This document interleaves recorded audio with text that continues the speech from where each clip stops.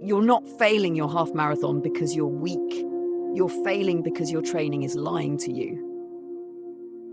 I didn't realize that until I kept crashing at mile 11, fit, confident, and completely unprepared for what my own body would do next. I need to tell you something that bothered me for years. On paper, I was fit enough to break 2 hours in the half marathon. I could run a comfortable 10K. I wasn't out of breath. I wasn't falling apart at the finish line. Every calculator said the same thing. You're ready. But every race told a different story. Somewhere around mile 10, the pace that felt controlled suddenly felt impossible. My legs didn't cramp. My lungs didn't explode. I just couldn't hold it. It was like my body quietly decided, this is as far as you go. 2-8, again and again. And the most disturbing part, I didn't feel unfit. I felt exposed. Like there was something I didn't understand about my own training. That confusion turned into an obsession. I started asking a question that changed everything. What if I'm not lacking fitness? What if I'm lacking structure? Hey, if you're serious about improving your running and understanding the science behind it, subscribe to the channel. I share what I'm learning in real time, and it might save you years of frustration. Because what I discovered next completely shattered how I thought about training. That question forced me to look at my training in a way I never had before. I always thought I was disciplined. I showed up 5 days a week. I logged the miles I pushed when it felt hard. From the outside, it looked serious. But when I stripped away the ego and looked at the intent behind each run, I realized something uncomfortable. I wasn't training for performance. I was exercising for reassurance. Exercise made me feel accomplished. Training demands a purpose. There's a subtle but critical difference. Exercise is about effort and sweat. Training is about adaptation. It asks, what system am I stressing today? What response am I trying to create? And if you can't answer that clearly, you're probably just accumulating fatigue without direction. That was me. I had convinced myself that more miles meant more readiness, that consistency alone would carry me across the sub-2 line. But consistency without structure is just repetition. And repetition without progression builds a ceiling, not a breakthrough. The painful realization was this: I didn't lack potential. I lacked a blueprint. I was building something, but I had no idea what it was supposed to become. And when I finally looked for that blueprint, the first flaw revealed itself in the most humbling way.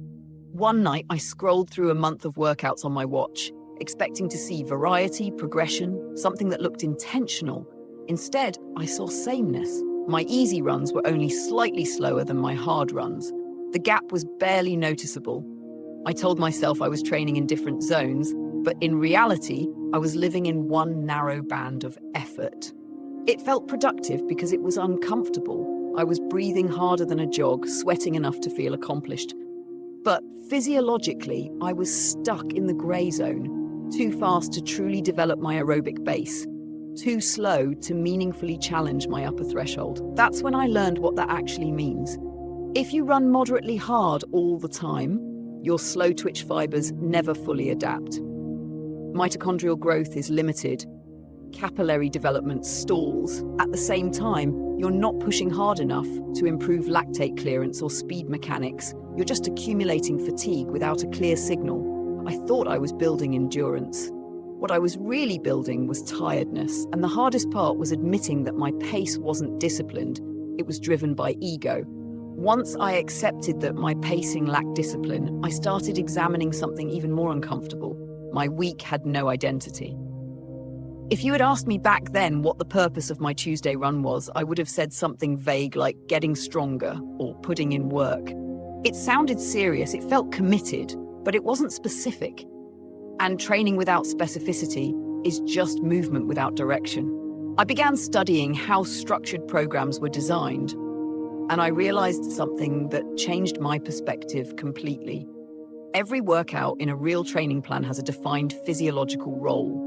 Not a vibe, not a feeling, a role. One day might be dedicated to improving lactate clearance under controlled stress.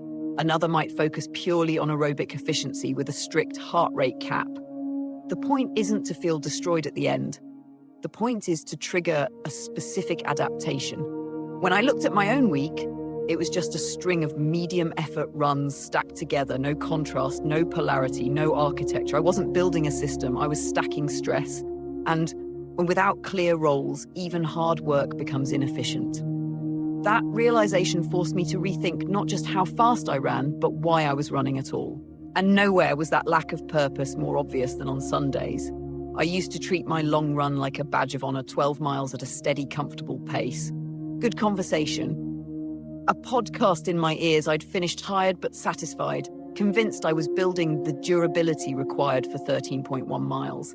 It felt responsible, mature, disciplined, but I was avoiding the real demand of the race. A half marathon isn't just about lasting longer than a 10K. It's about sustaining a specific speed when your fuel system is under pressure. Early in the race, glycogen carries you. Later, your body must rely more on fat oxidation while still holding pace. That metabolic shift doesn't magically appear on race day. It has to be trained. I realized my body knew how to run slowly for a long time. It did not know how to run fast when already fatigued. The first time I added goal pace miles at the end of a long run, it exposed everything. My form tightened, my breathing sharpened. It was uncomfortable in a different way, not chaotic, but specific. That was the missing link I had trained to endure. I had never trained to finish. That long run changed more than my Sundays. It changed how I saw myself as a runner. Up until that point, I identified as someone who puts in the miles. I valued consistency, grit, and showing up no matter what. But I started to realize that I had been measuring commitment by volume, not by precision. I was proud of how much I ran, not how intelligently I ran. The shift wasn't dramatic from the outside. My weekly mileage didn't skyrocket. I didn't suddenly become faster overnight. What changed was the intent behind every session. Easy runs became truly restorative, not secretly competitive. Quality days had clear targets and defined limits. Long runs weren't just about distance, they were rehearsals for the demands of race day. I stopped chasing exhaustion as proof of progress. Instead, I began chasing adaptation. That subtle change rebuilt my confidence. Not the loud, hype-driven confidence before a race, but a quiet one. The kind that comes from knowing you've prepared specifically for what's ahead. I finally understood that breaking 2 hours wasn't about becoming tougher. It was about becoming more deliberate. And once I experienced that shift, I couldn't avoid turning the lens back on myself one more time. I had to ask questions that were uncomfortable, but clarifying. Were my easy and hard days truly different, or just slightly adjusted versions of the same effort? If someone stopped me midweek and asked, "What adaptation are you targeting today?" would I have a precise answer? When I finished my long runs, had I practiced the exact discomfort I would face in the final miles of a race? For a while, my honest answers were not impressive. This wasn't about guilt. It was about awareness. I realized that progress doesn't hide in motivation, it hides in structure. The body adapts to what you repeatedly ask of it, not what you hope for on race morning. So if you're stuck at a time that feels just out of reach, don't immediately assume you lack talent or toughness. Pause and audit your week. Look at it with curiosity instead of pride. Because sometimes the breakthrough isn't in doing more, it's in seeing clearly what you've been doing all along. And that clarity is what ultimately changed my relationship with the sub-2 barrier. I used to think it was a test of grit, something you broke through by wanting it more. But the deeper I looked, the more I understood that the clock doesn't reward emotion. It rewards preparation that matches the demand of the event. If you can run a strong 10K, there's a good chance you already have the engine. The question isn't whether you're capable, it's whether your training reflects the exact physiological stress of racing 13.1 miles at speed. For me, the turning point wasn't adding more miles or pushing harder, it was replacing randomness with intention. So if you feel stuck just outside your goal, don't default to self-doubt. Examine your structure, refine it, align it with your ambition. Because sometimes the barrier isn't physical, it's architectural. Looking back, the biggest shift wasn't physical, it was mental. I stopped measuring progress by how tired I felt and started measuring it by how intentional my training was.